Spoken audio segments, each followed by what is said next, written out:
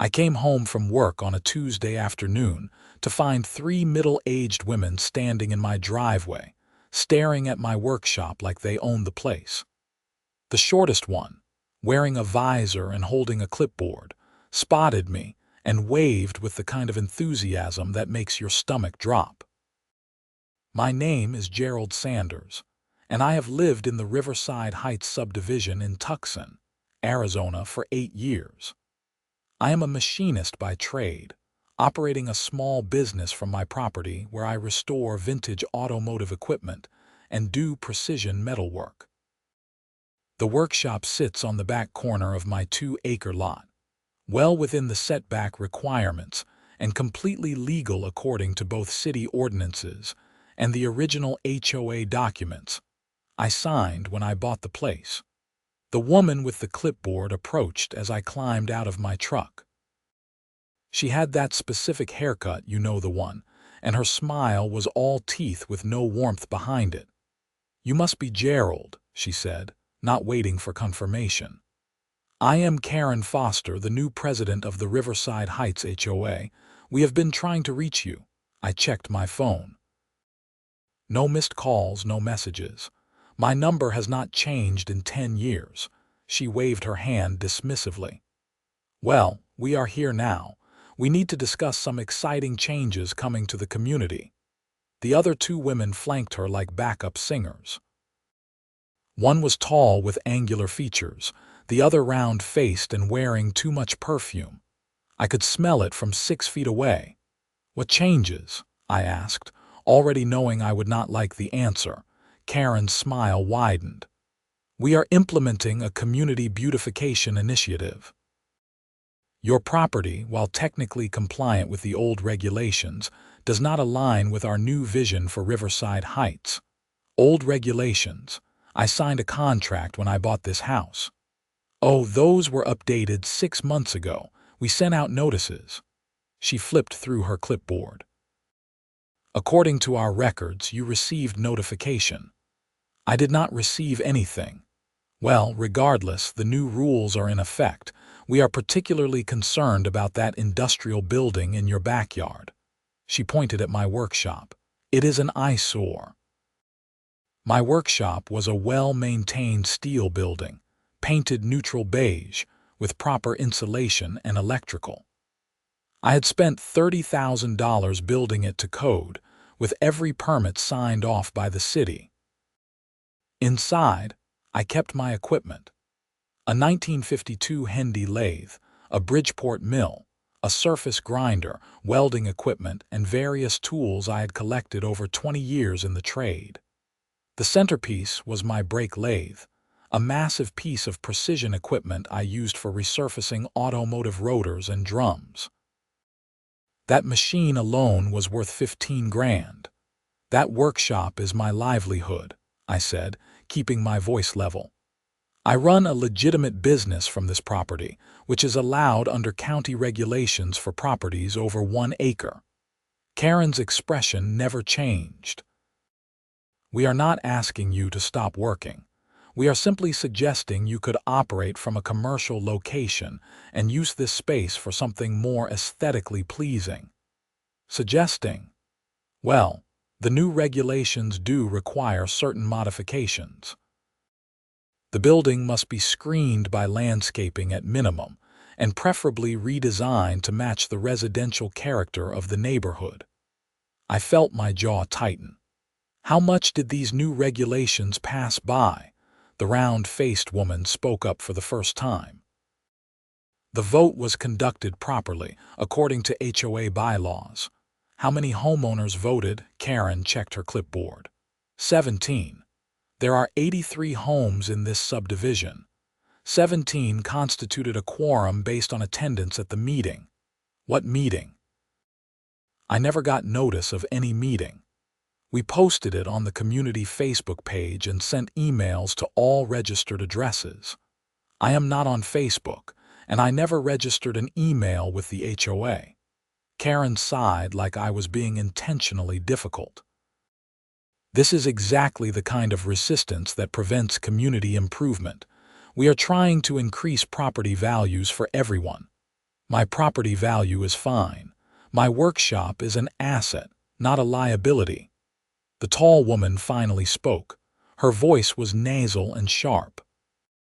We have already had 3 complaints about noise and industrial traffic on a residential street. From who?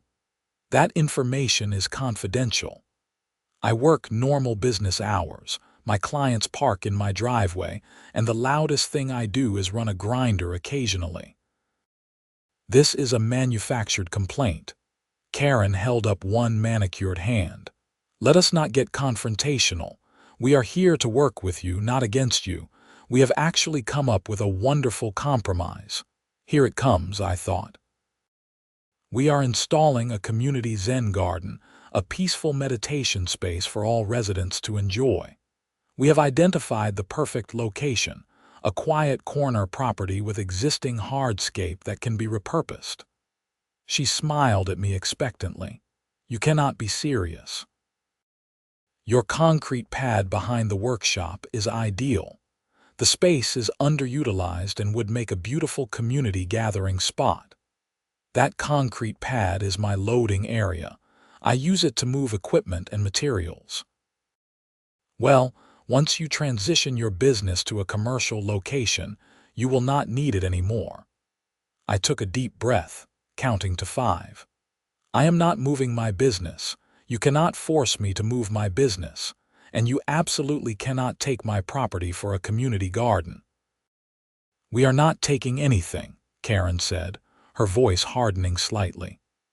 We are repurposing underutilized space for the benefit of all residents, as outlined in the new community improvement bylaws. You will still have full access to your property. You just said you want to build a garden on my concrete pad. A Zen garden, yes. It would be a lovely addition. On my property. On community space that happens to be within your property boundaries. The new bylaws clarify that all properties contribute to community well-being. I stared at her. That is not how property ownership works. That is how HOA agreements work, Mr. Sanders. You signed binding documents when you purchased this home. Those documents did not include anything about surrendering parts of my land for community projects. Karren's smile finally faded. We will be proceeding with the Zen garden installation beginning next Monday. I suggest you prepare the space by removing any equipment or materials currently stored there. If you refuse to comply, the HOA will assess fines of $500 per day until the space is made available. This is insane. You cannot do this. We can and we will. The bylaws are very clear. I suggest you consult the community handbook. She pulled a thick spiral-bound document from her bag and held it out to me. Everything is detailed here. I did not take it. I will be calling my lawyer. That is your right. We will see you Monday, Mr. Sanders. Have a blessed day. The 3 women walked back to a white Lexus SUV parked on the street and drove off. I stood in my driveway for a full minute, processing what just happened. Then I went inside and dug out my original HOA documents from my filing cabinet. I spent 2 hours reading every page, every clause, every addendum. Nothing in the documents gave the HOA authority to seize property for community projects. Nothing allowed them to force businesses off residential land. Nothing justified what Karren Foster had just threatened. I called my real estate attorney, Michael Chen, first thing Wednesday morning. He had handled my property purchase and would know the details. Gerald, good to hear from you, Michael said. What can I do for you? I explained the situation, not leaving out any details. He listened without interrupting. When I finished, he was quiet for a moment. Then, do you still have your original HOA documents right in front of me? And they gave you a new handbook, they tried. I did not take it. Get a copy. I need to see what they are claiming. In the meantime, do not sign anything, do not agree to anything, and do not let them on your property. They said they are starting construction Monday, on your property, without your permission. That is what she said. Michael made a noise that might have been a laugh or a groan. That is trespassing and possibly theft of services or conversion of property. Did they cite specific bylaw sections? She just said it was in the new handbook. Okay, here is what we are going to do. I will draft a cease and desist letter today and send it to the HOA board by close of business. I will also request copies of all documentation regarding these new bylaws, including meeting minutes, vote counts, and notification records. If they step foot on your property without permission, you call the police immediately. They can really fine me $500 a day. They can assess whatever fines they want. Collecting them is another matter. And if these new bylaws were not properly ratified, which I strongly suspect they were not, then none of it is enforceable anyway. So I just wait. You wait. You document everything and you call me if anything changes. Do not engage with them directly. All communication goes through me now. I felt slightly better when I hung up, but only slightly. I had lived in this neighborhood for 8 years without problems. The old HOA board had been reasonable people who handled pool maintenance and street repairs and stayed out of everyone's business. Karren Foster had taken over as president 4 months ago and apparently decided to remake the entire community in her image. Thursday morning, I found a notice taped to my front door. It was printed on official-looking HOA letterhead and informed me that I was in violation of community standards for operating an unpermitted business, maintaining an unapproved structure, and refusing to cooperate with community improvement initiatives. The notice demanded I attend a hearing before the HOA board on Friday evening at 7 o'clock at the community clubhouse. I took pictures of the notice, front and back, and sent them to Michael. He called me back within an hour. Do not go to that hearing. Why not? Because it is a setup. They will use anything you say against you and claim you agreed to things you did not agree to. I am sending another letter informing them that all communication must go through me as your legal representative. They cannot compel you to attend a hearing without proper notice anyway, and this does not constitute proper notice. They are really trying to push this through fast, which tells me they know they are on shaky legal ground and are hoping to steamroll you before you mount a proper defense. How attached are you to living in this neighborhood? The question surprised me. I like my house. I like my workshop. The location is perfect for my business. Then we fight. But I want you prepared for this to get ugly. HOAs can be petty and vindictive, and this woman sounds like she has an agenda. Friday afternoon, I was in my workshop finishing a rotor job when I heard vehicles outside. I walked out to find a flatbed truck pulling into my driveway, followed by Karren Foster's white Lexus and a pickup truck with landscaping equipment in the bed. I stepped in front of the flatbed and held up my hand. The driver stopped and rolled down his window. "Can I help you?" I called up. "We are here to deliver materials for the Zen garden," he said, checking a clipboard. "This is the right address. You are on my property without permission. You need to leave." Karren got out of her Lexus. She was wearing linen pants and a sun hat today. "Mr. Sanders, we discussed this. The installation begins today. You said Monday. We were able to move up the timeline. Now please move so we can unload." "No, get off my property," her expression hardened. "You are in violation of multiple community standards. The HOA has the authority to access your property to remedy violations. Show me where it says that in the original bylaws. The updated bylaws clearly state that the board may take necessary action to maintain community standards. Those updated bylaws are not legal. My attorney has already sent you a cease and desist letter. We received no such letter. Check your email. Check your mailbox. I do not care. You are trespassing and you need to leave now." The driver of the flatbed looked uncomfortable. "Madam, if there is a legal dispute, we probably should not be here," Karren whirled on him. "You are being paid to deliver materials. Do your job. Not if I am delivering them to disputed property. That is how I get sued." He put the truck in reverse. Karren's face flushed red.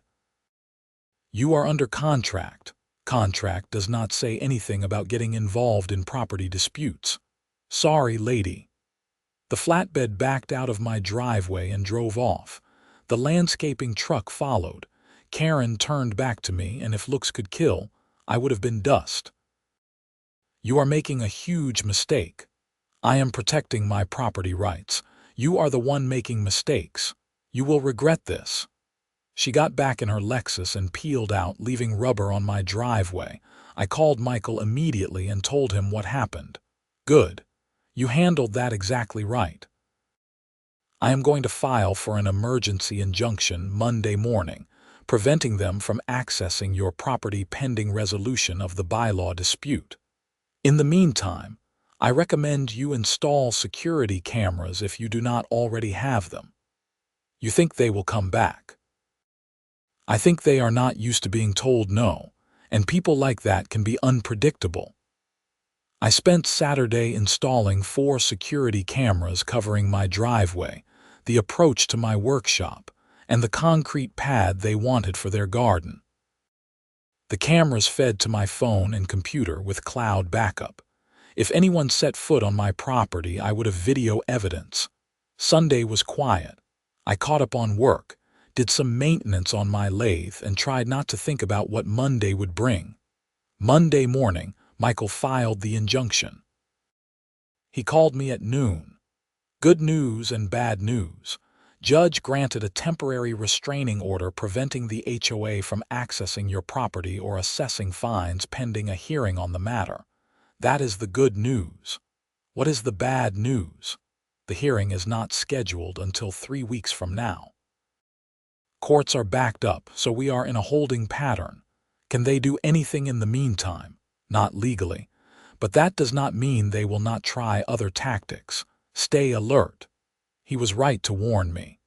Tuesday morning, I received violation notices from the City Code Enforcement Office.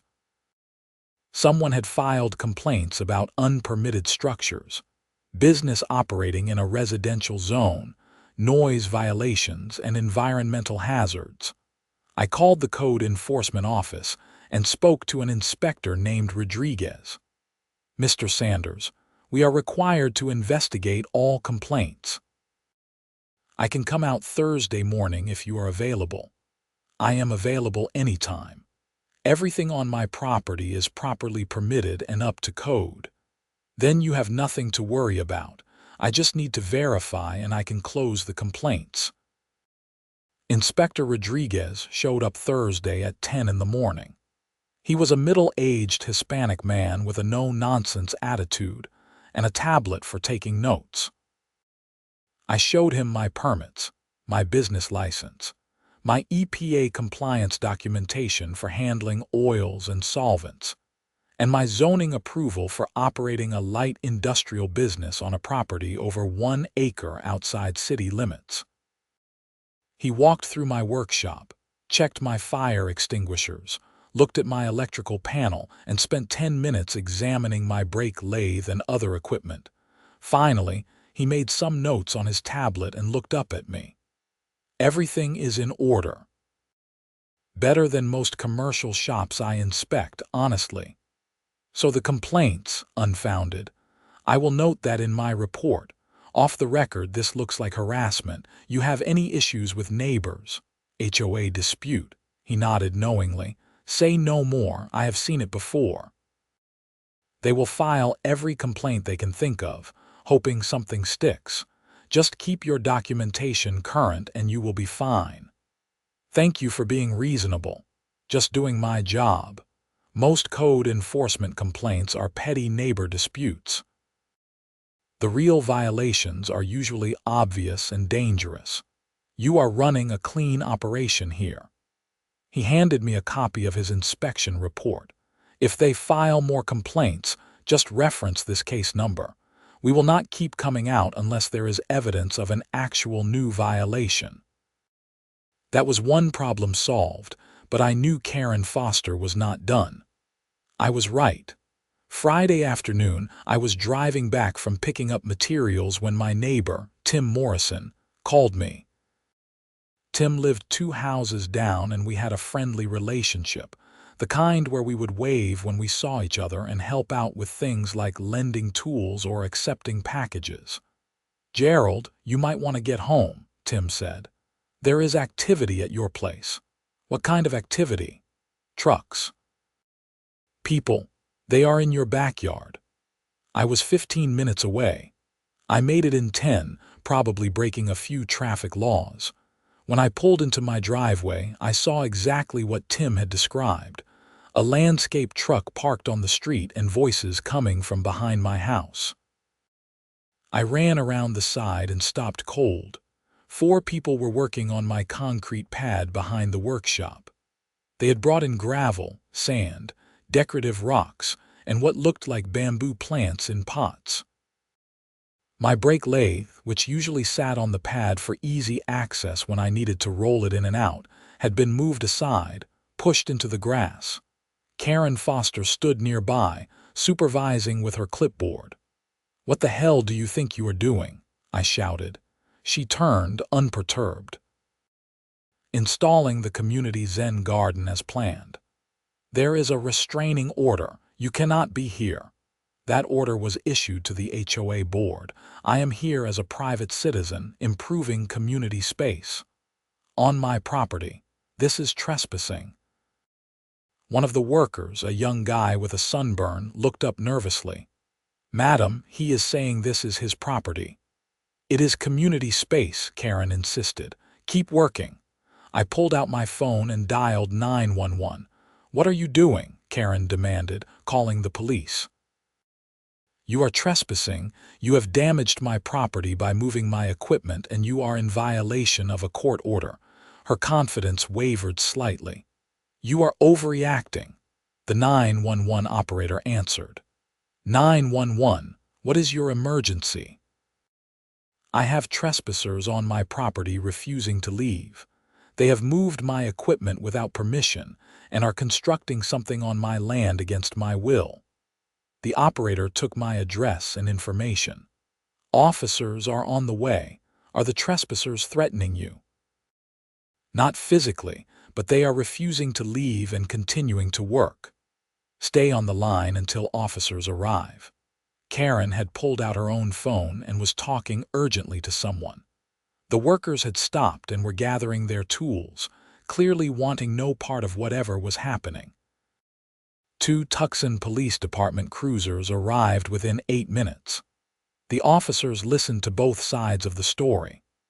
I showed them the restraining order on my phone, my property deed, and the security camera footage of the workers accessing my backyard without permission. Karren showed them the HOA bylaws handbook and insisted she had authority to improve community spaces. The senior officer, a woman named Sergeant Martinez, read through the restraining order carefully.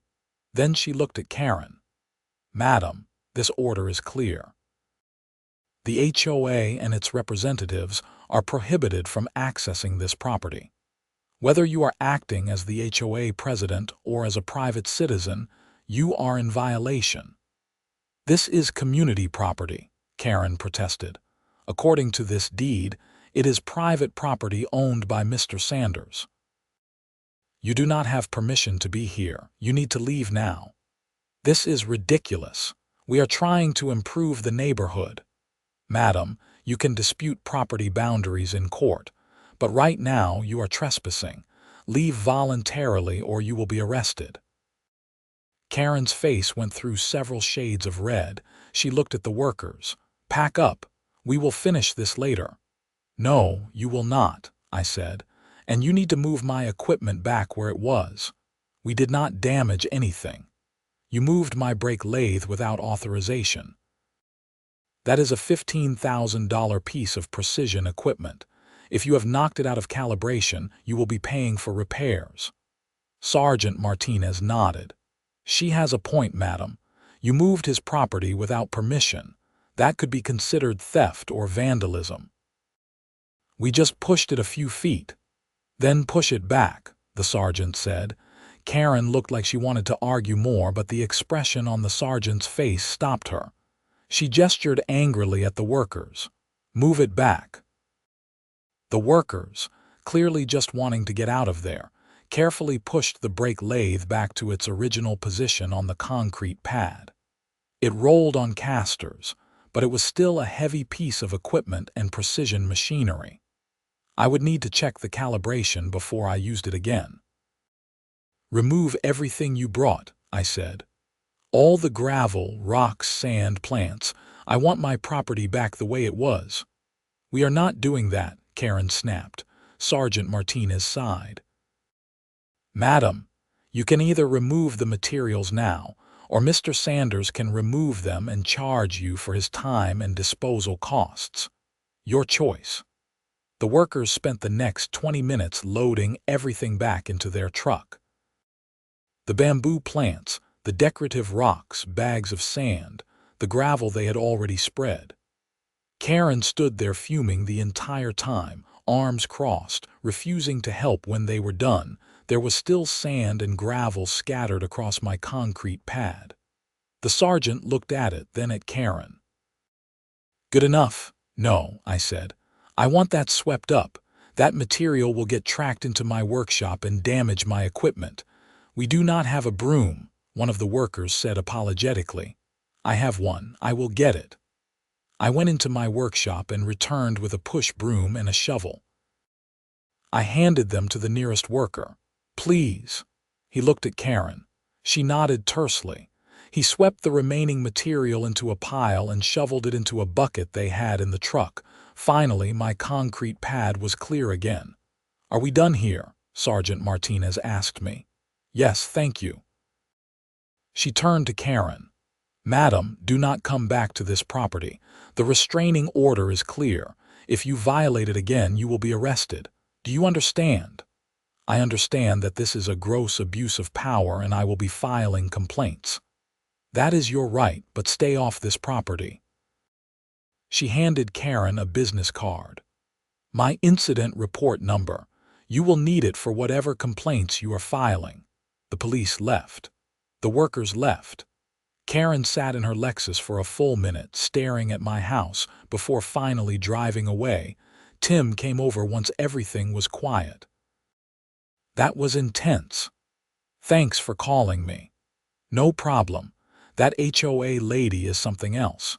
She tried this crap with the Johnsons last month, wanted them to cut down their oak tree because it was dropping leaves in the community pool.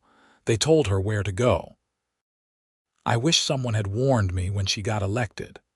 Most people just avoid her and hope she leaves them alone.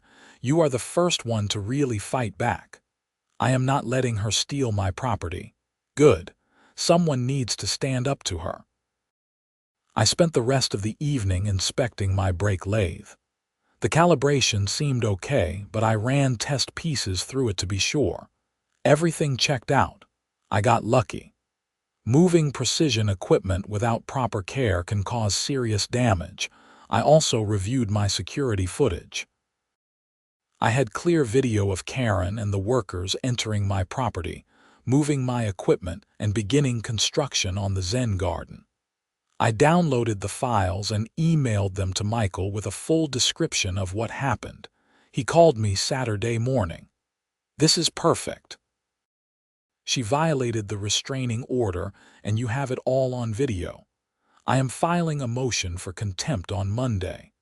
This could result in fines against the HOA and possibly personal liability for Karren Foster. What about the damage to my equipment? Document everything. Get a professional to inspect the brake lathe and certify its condition. We will include that in the filing. I called a machinist colleague who did equipment appraisals and calibration services. He came out Sunday afternoon and spent 2 hours going over the brake lathe with precision instruments. His final assessment was that no permanent damage had occurred, but moving the equipment had been dangerous and could have resulted in thousands of dollars in repairs if it had been knocked out of tolerance. He wrote up a formal report and charged me $300. It was worth it for the documentation. Monday morning, I dropped the equipment in at my workshop and opened for business as usual. I had 3 rotor jobs scheduled and a custom fabrication project that needed finishing.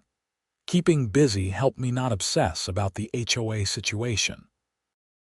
Around noon, my phone rang. Unknown number. I almost did not answer, but something made me pick up. "Is this Gerald Sanders?" A woman's voice, not Karren. "Yes, who is this?" "My name is Patricia Ellis. I am on the Riverside Heights HOA board. I am calling because I just found out what Karren Foster has been doing, and I want you to know that not all of us support her actions." I put down my tools and gave her my full attention. "Go on." "There are 5 board members. Karren is president, but she has been acting unilaterally without board votes on most of these new initiatives. The bylaw changes she is citing were never properly voted on by the full membership. She held a meeting with only her supporters present and claimed it was official." "Why are you telling me this?" "Because what she is doing is wrong, and it is going to get the HOA sued. Several of us have tried to rein her in, but she controls the board votes with her 2 allies. The rest of us are outvoted 3-2 on everything. So what can you do?" "I am gathering evidence to call for a special election to remove her as president. But I need homeowners to be aware of what is happening. She has been sending violation notices to anyone she considers not fitting her vision for the community. You are just the most visible case. How many others?" "At least a dozen that I know of. Mostly petty stuff. Paint colors, lawn ornaments, cars parked in driveways. But she has gone way beyond her authority." "What do you need from me?" "Keep fighting. The more people who stand up to her, the easier it will be to build a case for removal. And if you are willing, I would like to include your case in the documentation I am preparing. Send me whatever you need. I will help however I can. Thank you, and I am sorry you are dealing with this. For what it is worth, I think your workshop is perfectly fine and your business is an asset to the community." She gave me her contact information and we hung up. This was an interesting development. Karren Foster had overplayed her hand and was losing support from her own board. Michael called that afternoon. "The contempt motion is filed. Hearing is scheduled for next week. The judge is not happy about the restraining order being violated so quickly." One of the other board members called me. Apparently, there is internal conflict about Karren's leadership. "Even better. If we can show that she was acting outside her authority, it strengthens our case that the bylaws are invalid." Tuesday was quiet. I caught up on work and tried to enjoy the peace. Wednesday morning, I got a call from my insurance company. Someone had filed a claim against my business insurance for property damage related to environmental contamination.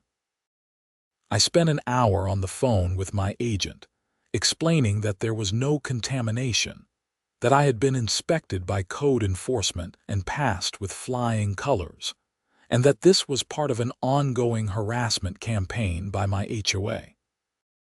My agent was sympathetic, but explained that they had to investigate any claim. An adjuster would be coming out Friday to assess the situation. "What happens if they determine the claim is fraudulent?" I asked. "Then we would deny it and potentially pursue action against whoever filed it for fraud." "Good." The adjuster, a tired-looking man named Phil, showed up Friday morning with a clipboard and a camera. I showed him everything. My EPA compliance, my hazardous waste disposal records, my code enforcement inspection report, my storage procedures for chemicals and oils. He took photos, made notes, and finally shook his head. "This is one of the cleanest shops I have seen. Whoever filed this claim either has no idea what environmental contamination looks like or is deliberately wasting everyone's time. The latter. Yeah, I figured. I will write this up as unfounded. For what it is worth, your rates will not be affected by false claims. Can you tell me who filed it? Not supposed to, but between you and me, it came through your HOA. They claimed you were improperly disposing of hazardous materials, and it was affecting community groundwater. There is no community groundwater. We are on city water, like I said, wasting everyone's time. The contempt hearing was Monday afternoon at 2 o'clock. Michael and I arrived at the Pima County Courthouse and went through security. Karren Foster was already there with her own attorney, a sharp-dressed man named Richard Paulson, who had the look of someone who specialized in HOA law. We met in a small courtroom before Judge Sandra Martinez, who reviewed the case file with clear displeasure on her face. Miss Foster, you were personally served with a restraining order preventing you and the HOA from accessing Mr. Sanders' property. Is that correct? Karren stood. Yes, Your Honor, but I was acting in my capacity as a private citizen, not as HOA president. You were installing an HOA community garden on his property. How is that not acting as HOA president? The garden benefits the community, but I was organizing it personally, using HOA funds. Some materials were donated. Some. Karren glanced at her attorney. He stood smoothly. Your Honor, there is some confusion about the funding sources. We are prepared to argue that Miss Foster's actions were not officially sanctioned by the HOA board and therefore not covered by the restraining order. Judge Martinez looked over her glasses at him. Counselor, are you arguing that your client violated the restraining order but should not be held in contempt because she was not officially representing the organization that she is president of while performing official organization business? We are arguing that the restraining order's scope is unclear, and Miss Foster made a good faith effort to comply while still fulfilling her duties to improve community property. It is not community property. It is Mr. Sanders' property, as clearly indicated by the deed filed with the county. Michael stood. Your Honor, we have video evidence of Miss Foster and workers she hired entering my client's property, moving his equipment without permission, and beginning construction of their garden project. The equipment in question is a $15,000 precision machine tool that could have been seriously damaged. We also have documentation that Miss Foster has engaged in a pattern of harassment, including false code enforcement complaints and fraudulent insurance claims. He submitted the video files and supporting documentation to the court.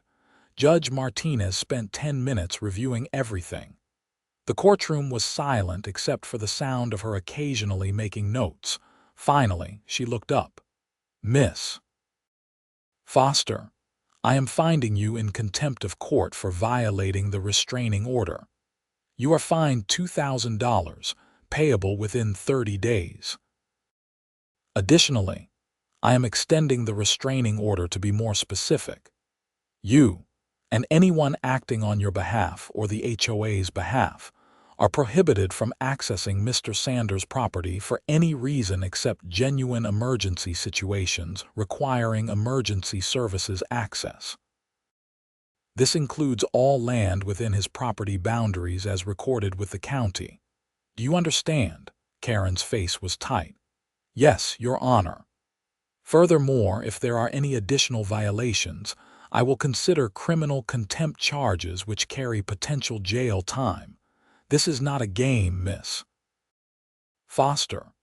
Property rights are fundamental, and HOAs do not supersede them. Your Honor, we are trying to maintain community standards, Karren protested. Then maintain standards on property actually owned by the HOA. Mr. Paulson, I suggest you advise your client on the limits of HOA authority before she ends up facing criminal charges." The attorney nodded. "Yes, Your Honor. We are adjourned. Mr. Sanders, if there are any further incidents, document them and file immediately." Michael and I walked out of the courthouse. "That went well," he said. "She got a $2,000 fine and a stern warning. She can afford that." "True, but now there is a judicial record of her violating court orders. That will matter in the larger case about the bylaw validity." Speaking of which, that hearing is scheduled for 2 weeks from now. I have been reviewing the HOA's filing of their new bylaws, and there are some significant procedural problems. Like what? Like they never filed them with the county recorder's office, which is required for HOA governing documents to be enforceable. Like the notice of the meeting where they supposedly voted on them did not meet the 30-day advance notice requirement in the original bylaws. Like the vote count they are claiming does not match attendance records. Basically, their new bylaws are not legally valid. So I win, probably. But let me caveat that with a reminder that judges can be unpredictable and HOA law is complicated. We have a strong case, but I do not want to promise you anything until we have a final ruling. That evening, Patricia Ellis called me again. "I heard about the contempt finding. Thank you for standing firm." I did not have much choice. You would be surprised how many people would have just given up. Karren is counting on people being too tired or too intimidated to fight back. The fact that you are pushing back is inspiring others. Are you making progress on removing her? I am. I have been talking to homeowners, and I have enough signatures to call for a special election. We are submitting the petition tomorrow. According to the original bylaws, once we have 20% of homeowners requesting a special election, the board must hold one within 45 days. And you have 20%. I have 30%. People are tired of her nonsense. The election will be to recall the entire board and seat new members. I am confident Karren and her allies will lose. What happens to all the new bylaws she passed? If they are ruled invalid by the court, they are void. If they were technically valid but passed under false pretenses, the new board can repeal them. Either way, they will not stand. Good. The next 2 weeks were relatively quiet. I worked, I documented everything, and I waited for the hearing on the bylaw validity. Karren Foster left me alone, probably on advice of her attorney. The hearing was on a Wednesday morning, same courthouse, different judge.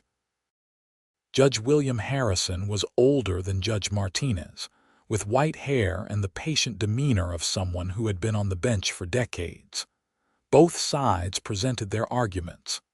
Michael laid out all the procedural failures and how the new bylaws had been passed and filed. Paulson argued that the HOA had substantial compliance with procedural requirements, and that minor technical issues should not invalidate duly passed governance documents. Judge Harrison asked pointed questions of both attorneys, then called a recess to review the documents in detail. We waited in the hallway for 90 minutes. Finally, the bailiff called us back in. Judge Harrison had several document stacks in front of him, all flagged with sticky notes. He addressed the courtroom. "I have reviewed the original HOA bylaws, the proposed amended bylaws, the meeting minutes, the notice records, and the filing history with the county recorder. My findings are as follows. First, the meeting at which the amended bylaws were supposedly ratified did not meet the notice requirements specified in the original bylaws. Second, the vote count is insufficient under the original bylaws, which require a majority of all homeowners, not just those present, for amendments to pass. Third, the amended bylaws were never properly filed with the county recorder's office as required by Arizona law for HOA governing documents. For these reasons, I find that the amended bylaws are invalid and unenforceable. I felt a wave of relief wash over me. Furthermore, the judge continued, I am concerned about the pattern of behavior by the current HOA board president. Miss Foster, the original bylaws grant the HOA limited authority to enforce reasonable community standards. They do not grant authority to seize portions of private property for community projects. They do not grant authority to force relocation of legally operating businesses. They do not grant authority to file false complaints with government agencies or insurance companies. Your actions have exceeded your authority by a substantial margin and have exposed the HOA to significant liability. Karren started to stand, but her attorney put a hand on her arm and she sat back down. Mr. Sanders, the restraining order remains in effect indefinitely. The HOA is prohibited from assessing any fines related to your workshop or business operations. You are entitled to recover your legal fees and court costs from the HOA. If you have additional damages from their actions, you may file a separate civil suit. Michael stood. Your Honor, we would like to submit an accounting of legal fees and other costs related to this matter. Please do. I will review and rule within 10 business days. Are there any other matters to address? No, Your Honor. Thank you. We are adjourned. Outside the courthouse, Michael was grinning. That was about as complete a victory as you can get in these cases. How much in legal fees am I recovering? I will put together the full accounting, but probably $12,000 to $15,000, plus your equipment inspection, your time dealing with code enforcement and insurance claims, and any other documented costs. And they have to pay it. The HOA does, yes. Which means all the homeowners end up paying it through their dues.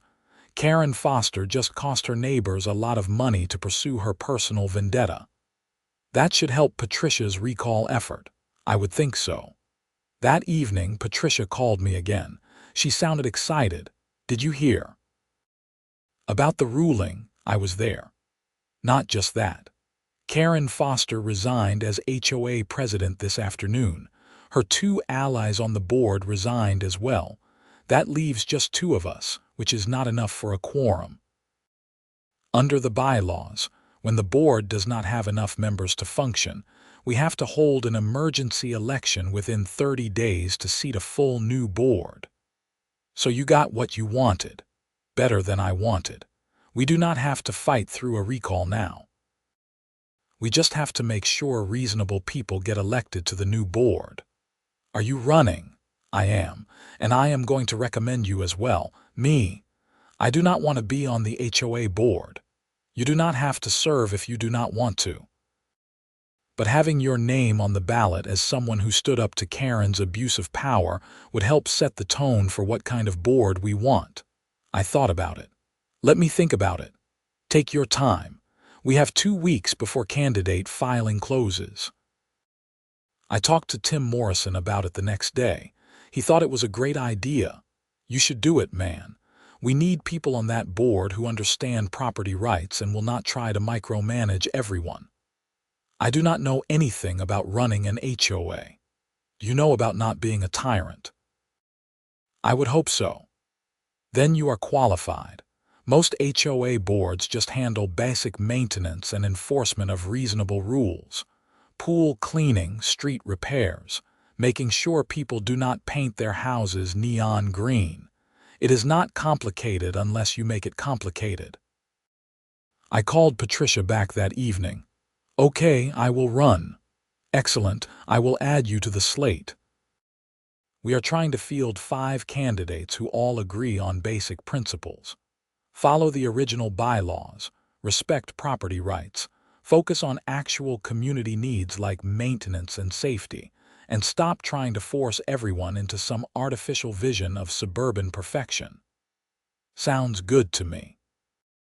The election was held on a Saturday 4 weeks later. The HOA rented space at a local community center and set up voting booths.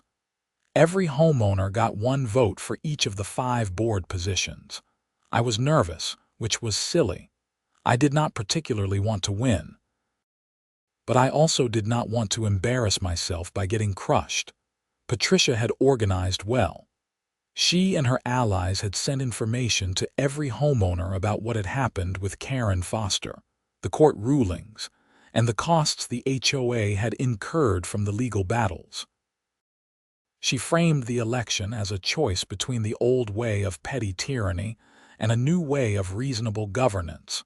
Turnout was high. 62 of the 83 homeowners voted, which Patricia said was unprecedented. The votes were counted that afternoon. Patricia won the most votes, followed by 3 other candidates from her slate, and then me in 5th place. We had swept all 5 seats. There was a small celebration at the community center. People I had never spoken to came up to thank me for standing up to Karren. Several mentioned they had been considering selling their homes because of the HOA harassment. "You saved this neighborhood," one older man told me. "I have lived here 12 years. Karren made it miserable." The new board held its first meeting a week later. We elected Patricia as president, set up committees for maintenance and finance, and established some basic principles for how we would operate. The biggest change was a commitment to transparency. All meetings would be announced 30 days in advance. All decisions would be voted on by the full board, and homeowners would have the opportunity to comment before any major changes. We also voted to repeal all of the invalid bylaw changes Karren had tried to implement, and to formally apologize to the homeowners who had been targeted with harassment and false complaints. My main contribution was proposing that we limit the HOA's enforcement authority to clear, objective standards. Paint colors had to be within a reasonable palette, but no more trying to dictate specific shades. Lawns had to be maintained, but no more requirements for specific types of grass or landscaping styles. Businesses could operate from homes as long as they complied with county regulations. The board voted unanimously in favor. Michael finalized the accounting of my costs related to the legal battle. Between his fees, court costs, the equipment inspection, and documented time dealing with false complaints, the total came to $18,000. Judge Harrison approved the full amount and the HOA had to pay it within 90 days. Patricia was apologetic. "I hate that this is coming out of everyone's dues. Karren caused it. Make sure everyone knows that." "Oh, they know. We are sending out a full accounting of what her vendetta cost the HOA. If nothing else, it will serve as a cautionary tale for future boards." 3 months after the election, things had settled into a comfortable routine. The HOA was functioning smoothly under reasonable leadership. My business was doing well. I had no more surprise visits from code enforcement or my insurance company. One Saturday afternoon, I was in my workshop when Tim came by. "Hey, got a question for you." "Shoot." "Karren Foster is moving. Her house is up for sale." "Yeah. She is telling people she is moving because the neighborhood has declined and the HOA is not maintaining standards anymore." I laughed. "Of course she is. Anyway, I thought you would want to know. You outlasted her. I just wanted to be left alone to run my business. And now you can." That is a win. He was right. It was a win. Not the kind I had expected when I bought this house 8 years ago, but a win nonetheless. The concrete pad behind my workshop stayed empty except for my brake lathe and equipment. No Zen garden, no community gathering space. Just a functional work area for my business, exactly as it should be. Karren Foster's house sold 4 weeks later. I never found out where she moved, and I did not care. What mattered was that the principle had held. Property rights matter. HOAs have limited authority, and people who abuse power eventually lose it. The legal system worked slowly, but it worked. The community rallied when given a chance. And I got to keep doing what I loved, working with precision machinery and building things with my hands, without someone trying to turn my workspace into a meditation garden. 6 months after everything settled, I was finishing up a restoration job on a vintage lathe for a client when Patricia stopped by. She had never actually visited my workshop before. "This is impressive," she said, looking around at the equipment and tools. Karren was crazy to think this was an eyesore. She was not big on functionality over aesthetics. No, she was not. "Anyway, I wanted to give you an update. The HOA's finances are back in order. We repaid the reserve fund that Karren had been raiding for her beautification projects. We have a new property management company handling the day-to-day administration, and we just completed a community survey about priorities."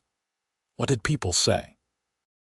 Top priorities are fixing the pool filtration system, repaving the main streets, and updating the playground equipment. You know, actual useful things, not Zen gardens and matching mailboxes. Sounds like you have got it handled. I do, and I wanted to thank you again for running for the board. Even though you have not been to most meetings, I smiled. I am more useful doing what I do best. You are good at the governance stuff. I trust you to handle it. That is fair. But your name on the ballot mattered. It told people we were serious about change. After she left, I thought about the whole experience. It had been stressful, expensive, and frustrating. I had been forced to fight for rights I should have had automatically. But in the end, the system worked, the community improved, and I learned something about standing up for principles even when it was difficult. My brake lathe sat on the concrete pad where it belonged, calibrated and ready for work. No decorative rocks, no bamboo plants, no meditation space. Just tools and equipment, and the smell of cutting oil and metal shavings. It was perfect. The final legal bill from the HOA came through 90 days after the judge's order, right on schedule. $18,000 deposited into my account, covering every penny I had spent defending my property rights. I put most of it into a savings account, but I used some to upgrade my mill with a digital readout system I had been eyeing for years. Every time I used that mill, I thought about Karren Foster and her Zen garden. Sometimes the best revenge is just living well and doing good work. Tim Morrison came by one last time that year in December with a bottle of bourbon and 2 glasses. Thought we should celebrate. Celebrate what? You have been here 8 years. You survived the HOA from hell. You got your life back. That is worth celebrating. We sat on my patio watching the sun set over Tucson and drank bourbon. My workshop hummed quietly in the background, the sound of motors and machines doing what they were built to do. "You ever regret moving here?" Tim asked. "Before all this, no. During all this, every day now, no. It is home, and it is my home, not the HOA's. I will drink to that." We clinked glasses and watched the sky turn orange and purple and finally dark. The neighborhood was quiet, peaceful. No disputes, no drama, no violation notices. Just a community of people living their lives, maintaining their properties and respecting each other's rights and space. The way it should have been all along.